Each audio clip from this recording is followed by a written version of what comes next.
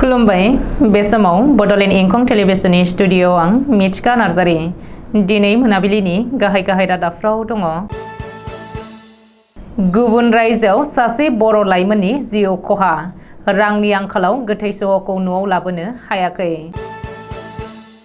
1 अक्ट'बरनिफ्राय हादरनि रांखान्थियाव गोदान नेम, 2000 रांनि बिलाइया सोलिनाय नंलिया। जनाय नोगोराव सोरांसे समाव गिलु-बालु अर खामदों। बल्लामगुरियाव बिजनी जिल्ला बर' थुनलाइ आफादा 50थि मुंख्लं सान फालिदों। मानास सेरफांनि बर फोथाराव बिपिएफ दोलोनि जयनिं हाबाफारि, सा 2121 सुबुङा बिपिएफ दोलोआव हाबफैदों। दानिया फैदोनि आबुं रादाबाव।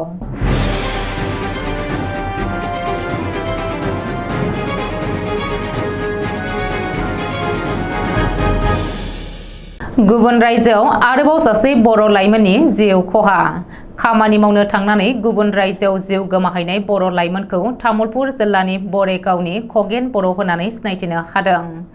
महाराष्ट्रआव सोमोनांथावै बोखांदों खगेन बर'नि गोथै सह। मिथिनो हानाय बायदिब्ला खगेन बर'आ थांनाय 20 सेप्तेम्बर खालिसो सानैसो लोगोफोरजों लोगोसे खामानि नागिरनानै गुबुन रायजोआव थांदोंमोन।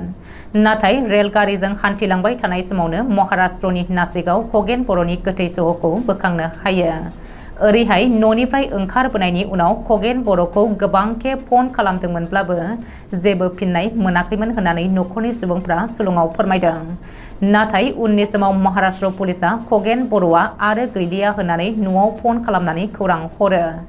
नाथाय मा जाहोननि थाखाय खगेन बर'आ खारबाय थानाय रेलगारियाव अबथिरा रुंसारि जाखो, बे जाहोनखौ दासिमबो मिथिनो हानाय जायाखै।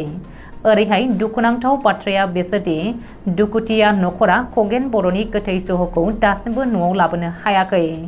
रांनि आंखालनि थाखाय न'खरनि सुबुंफोरा खगेन बर'नि गोथै सहखौ लायनो थाखाय महाराष्ट्रआव थांनोबो हायाखै। हादरनि रांखान्थियाव फैगौ 1 अक्ट'बरनिफ्राय मोनसे गेदेरथार जारिमिनारि सोलायनाय फैगोन। बेजों लोगोसे हादरनि रांखान्थियाव माखासे गोदान नेमखान्थिया गोहोम गोग्लैगोन। मख'नो गोनांदि सिगाङावनो फोसावखानाय बायदियै फैगौ 1 अक्ट'बरनिफ्राय 20% सर टेक्सनि गोदान खान्थिया गोहोम गोग्लैगोन। बे खान्थि बायदियै गुबुन हादराव दावबायनायल' नङा, गुबुन हादरजों लोगोसे जायखिजाया लेनदेन खालामनायाव सोरखारनो टेक्स होनांगोन। बे खान्थिया गुबुन हादराव दावबायनो थांखि लानाय, गुबुन हादराव स्टक खालामनाय, मिउचुएल फान्ड, क्रिप्ट कारेन्सियाव इनभेस्ट खालामनाय आरो गुबुन हादराव फरायहैनाय जायखिजाया सुबुंनि थाखाय इम्परटेन्ट जागोन।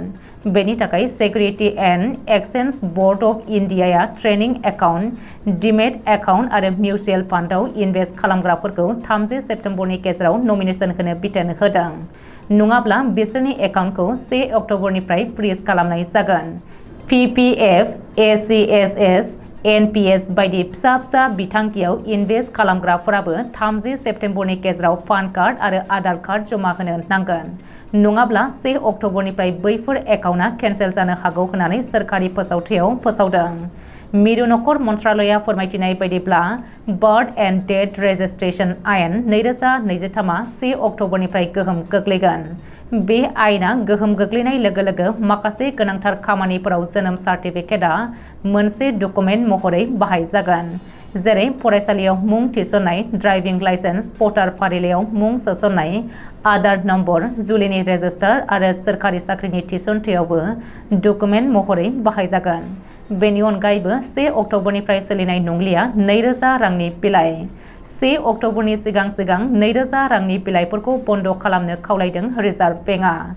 रिजार्भ बेंकनि बे खावलायनाय लेखायै आरो मिरु सोरखारा सिगाङावनो फोसावखानाय बायदियै 2000 रांनि बिलाइखौ बेंकआव जमा होनायनि जोबथा अक्ट'आ सोलिफु 2023 मायथाइनि 30 सेप्तेम्बर।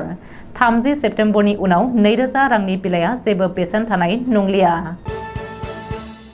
धेमाजि जिल्लानि जनाय नोगोराव सानफ्रामबो जाग्रा हाथायाव गिलु-बालु अर खामनायाव फ्राय गंसेनि गला न'फोरा खामनानै सेवहांगार जालांदों। मिथिनो मोननाय बायदिब्ला जनाय नोगोराव सोरांसे समाव जनायनि सानफ्रोमबोनि हाथाइ जिरायग्रायाव दिनै बृहस्पतिबारखालि सोरांसे समाव फ्राय 2:30 रिंगायाव गिलु-बालु अर खामो। अर खामनायाव गंनै गेलामाल, गंसे मबाइल गलाजों लोगोसे फ्राय गंसेनि गला न'फोरा आबुङै खामग्लिजोबो। फारसेथिं जनायनि गंथाम अर खोमोरग्रा आरो साखाथिनिनो रायजो अरुणाचलनि रुकसिन पासिघाटनिफ्राय गंनै अर खोमोरग्राजों अर खोमोरदोंमोनब्लाबो गंस्नि गला न'फोरा आबुङै खामग्लिजोबो। नाथाय खाथियाव थानाय गुबुन माखासे गला न'फोरखौ अर खोमोरग्रा हानजाया रैखाथि होनो हादों होननानै मिथिनो मोननाय जादों। अदेबानि जनाय सदराव गिलु बालु अर खामनाया माबोरै खामदों बेनि जाहोनखौ मिथिनो मोननाय जायाखै। चिरांनि बिजनी बल्लामगुरि गोजौ फरायसालिनि नब्लाङाव बल्लामगुरि प्राइमारि बर' थुनलाइ आफादनि बानजायनायाव बिजनी जिल्ला बर' थुनलाइ आफादा 50थि मुंख्लं सान फालिदों।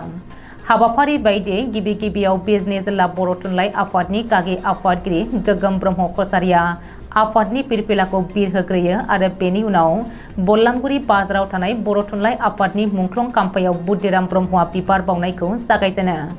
बेनि उनाव थामथि हाबाफारि बायदियै जायगानि रायजो राजा आरो फरायसाफोरखौ लानानै मोनसे गेवलां मेल खुंनाय जायो।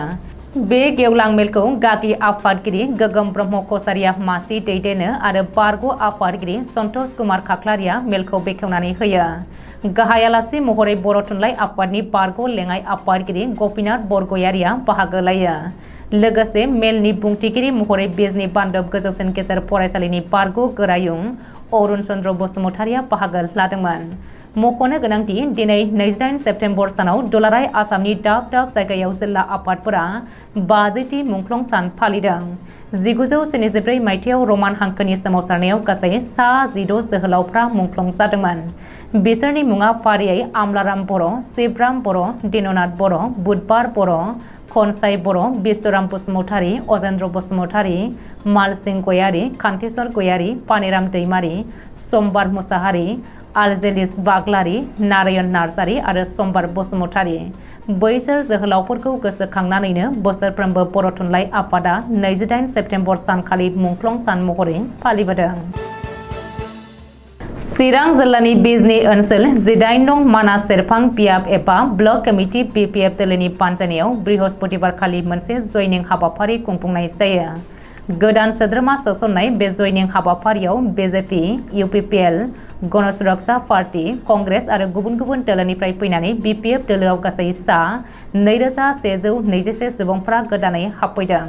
बृहस्पतिबारखालि खुंफुंनाय बे जयनिं हाबाफारियाव बिपिएफ दोलोनि आफादगिरि हाग्रामा महिलारी, लेङाइ आफादगिरि काम्पा बरगयारी, एमसिएलए पानिराम ब्रह्म, बारग' एमएलए कमल कुमार ब्रह्म, रमिय ब्रह्म, बिएसनि बारग' इएम बलराम ब्रह्म, सोलोंथाइगिरि बिमल बसुमतारी, सोलोंथाइगिरि सन्तला बसुमतारी, बारग' एमसिएलए सुभाष बसुमतारी, बिजनी मिउनिसिपाल बर्डनि बारग' मासिगिरि रमाकान्त बसुमतारी, बिजनी जिल्ला बिपिएफ कमिटिनि दैदेनगिरि बिबानगिरि, माइनरिटि सेल, गरखा सेल, बेंगलि सेल, आदिबासि सेल, राजबंशी सेल आरो गोबां बिपिएफ दोलोनि दैदेनगिरिफ्रा बाहागो लादोंमोन।